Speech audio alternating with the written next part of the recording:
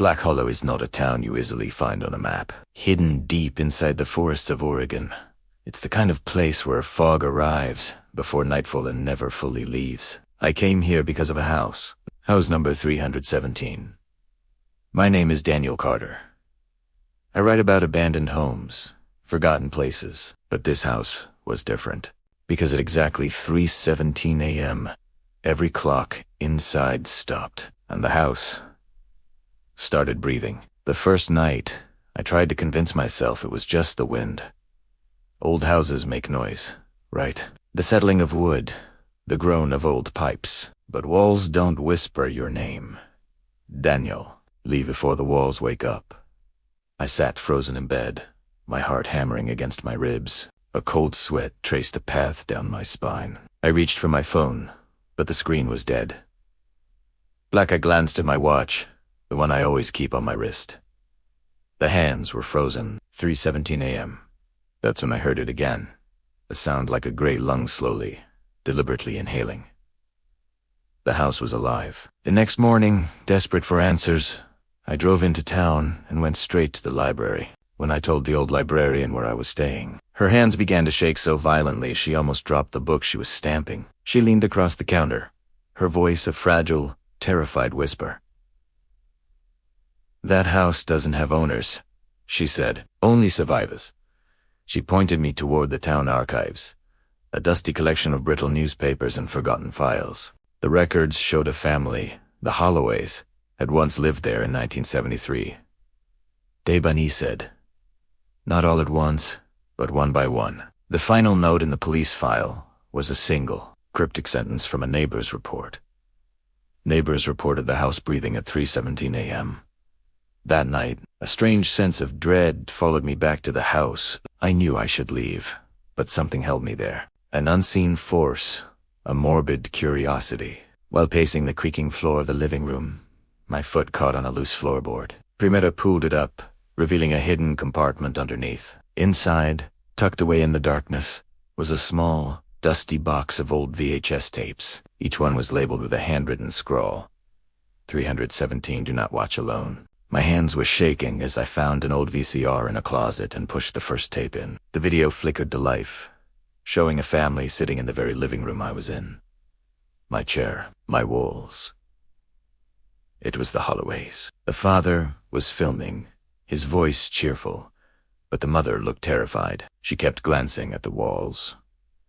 Suddenly, her eyes widened and she screamed directly at the camera. Her voice distorted with pure horror. "It's not a house. It's a body." As she screamed, the wallpaper behind her seemed to split open, revealing something dark and wet, like an eyelid. It blinked, slowly. The tape cut to static, then black. A chill crawled up my spine. I felt a presence in the room, right behind me. I spun around. Nothing. No shadow, no sound. Not even a breath. The walls began whispering again, no longer warning me away, but drawing me in. "You were here before," Te murmured. The voices overlapping, sounding like lost souls. "You just don't remember dying."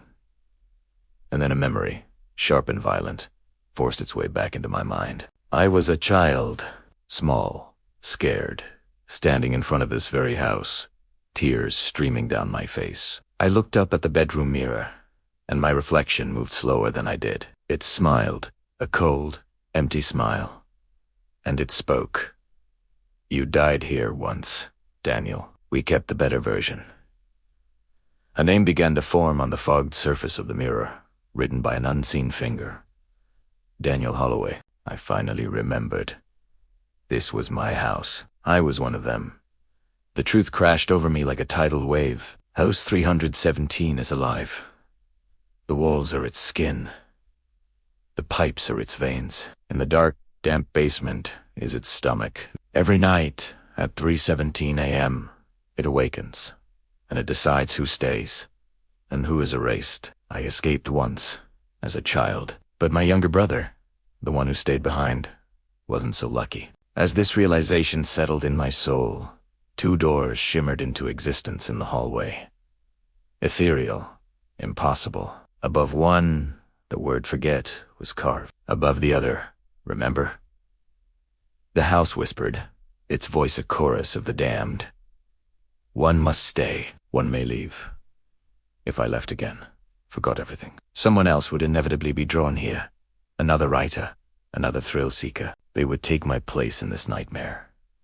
So I chose. I chose to remember. I stayed.